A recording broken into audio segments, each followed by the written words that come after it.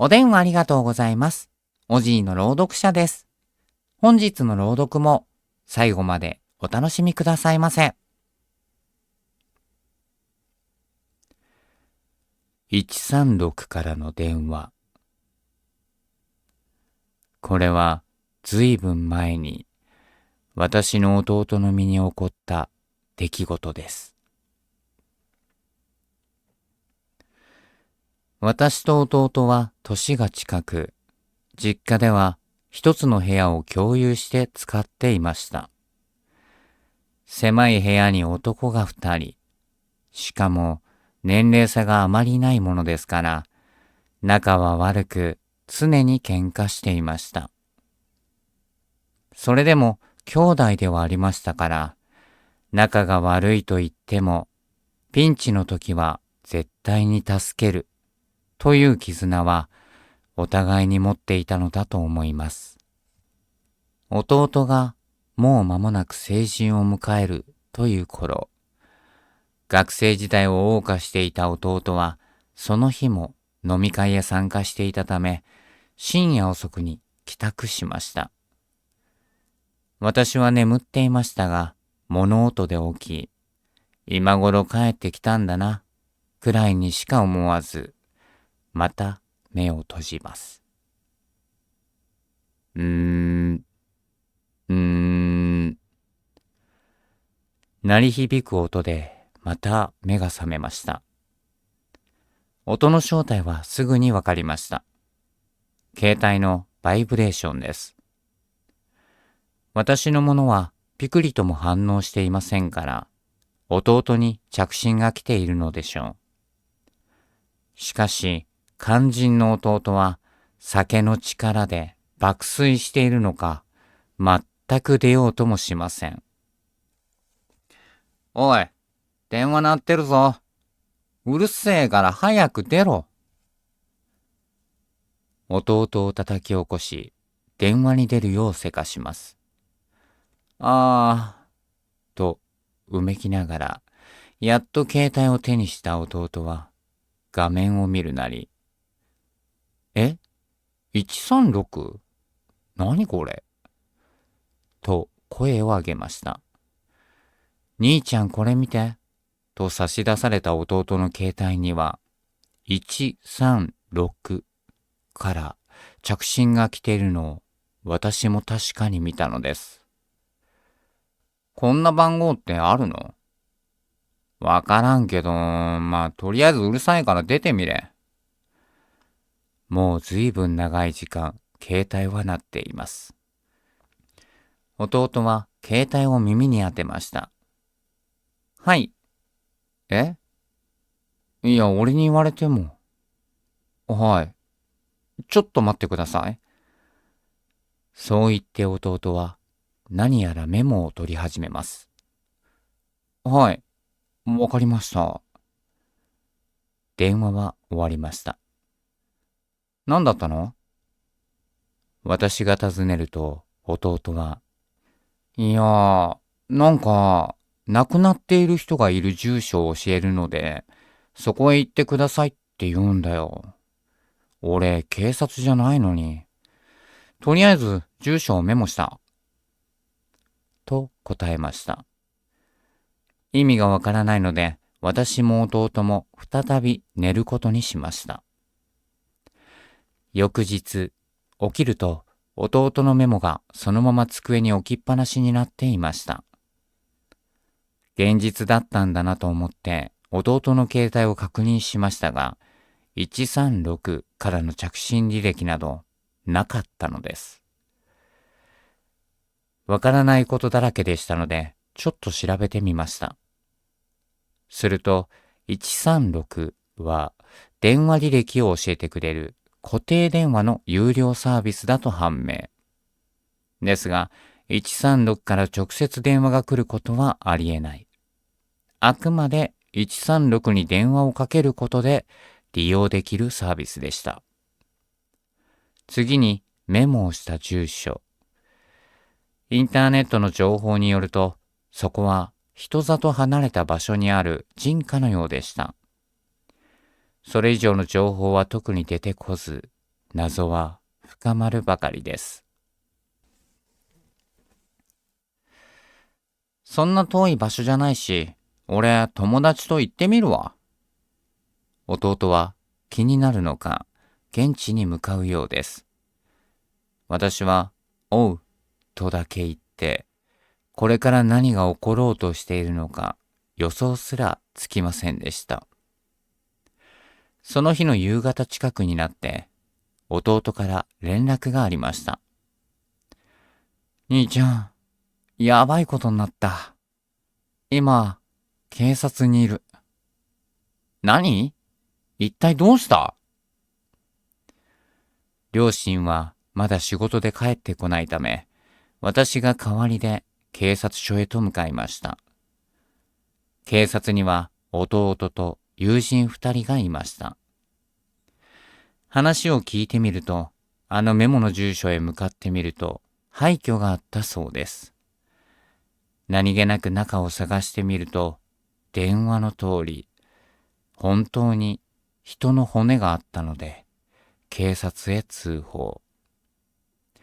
事情聴取のため、警察へ連れて行かれたが、保護者的な人が来るまでは返せない、ということで、私が呼ばれたようです。警察へありのままを話そうかとも思ったのですが、夜中に136という番号から電話が来て、言われた住所へ行ったら人の遺体があった、なんて話をしても余計に怪しまれるだけなのは明白です。とりあえず弟たちが心霊スポット巡りをしていたら偶然そうなった、ということで話を合わせます。遺体は首吊りの形跡があり、死後かなりの年月が経っているとのことで、一応家に帰ることはできました。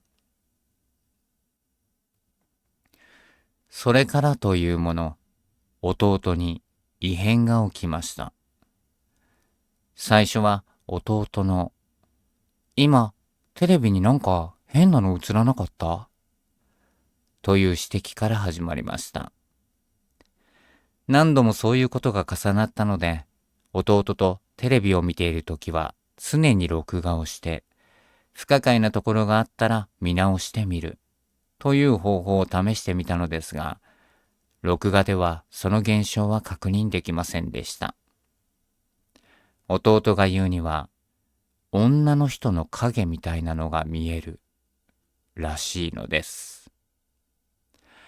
一度すべてを両親に相談してみたのですが、そんなことがあるはずもないの一点張りで相手にもされません。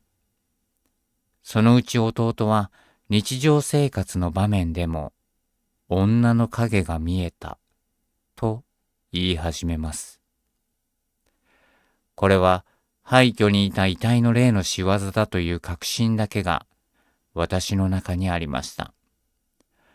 そこで近所の神社でお祓いを受け、お守りを買い込んで弟の持ち物にくまなく投入。友人たちにも相談し、あらゆる手を試しました。ところが、弟は良くなるどころか悪化していきました。女の影に怯えて外出を拒み、鏡に映るらしく、お風呂や洗面所にも行きたがりません。さすがの両親もこれはおかしいと気づき、つてで知った方に除霊を頼んでみることになりました。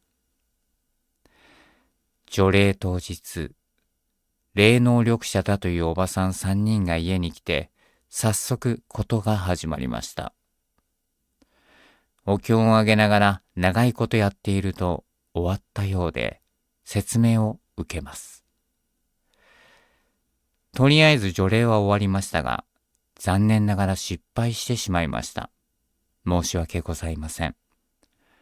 手は尽くしたのですが、この方についている霊は何か強い念を訴えはするのですが、それが何なのか読み取れないのです。わかりやすく申しますと、会話が成り立たない状態です。強い要望があるのは確かで、おそらくそれを達成すれば成仏するとは思うのですが、除霊も通用しないと聞いて、かなりショックを受けました。もう弟は助からないのではないか。悲しくて涙が出ました。それでも私たち家族が諦めるわけにはいきません。私は警察署へ向かい、発見された遺体について聞いてみることにしました。警察は最初、そういうことは教えられないと、頑なな態度でしたが、私があまりにも食い下がるので、根負けしたのでしょう。情報をもらいました。とは言っても、警察でも分かっていることがほとんどなく、困っている状況でした。遺体は若い女性。死後、かなりの年数が経過しているため、はっきりとはしないが、おそらく死因は首吊りによる窒息死。廃墟の関係者も皆死去しているため、調べようがないそうです。最後に残された術として、私は遺体が発見された廃墟へと向かってみました。効果があるのかもわかりませんが、現地で直接訴えれば何とかなるのではないか、そう思ったのです。途中で線香と花を買い、現場へ到着したら線香に火をつけて花を置いて、頼むから成仏してくれと何度も祈りました。するとどこからか女の声で、ありがとうと聞こえたのです。人生でこの瞬間ほど恐怖を感じたことは今のところありません。声にならない声を上げながら、私はトップスピードで廃墟から逃げ帰りました。そして驚くことに、それから弟はみるみる回復。女の影もすっかり見えなくなったようで、今ではうざいくらいの元気を取り戻しました。ここからは私の憶測です。あの遺体はひょっとして誰かに供養をして欲しかっただけなのかもしれません。どういう状況だったのかはわかりませんが、自殺という手段をとって成功したものの、誰にも発見されず放置されたままでは、魂が楽にならず、苦しみが長いこと続いた。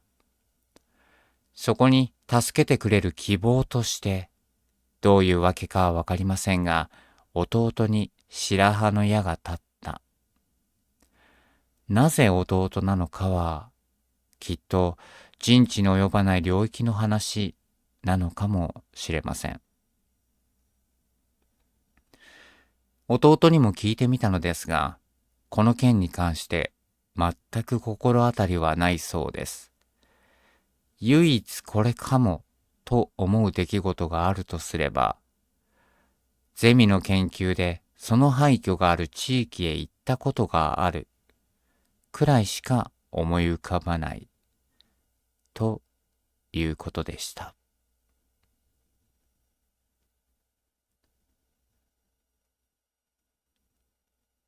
本日も最後までご視聴ありがとうございました。またのご連絡お待ちしております。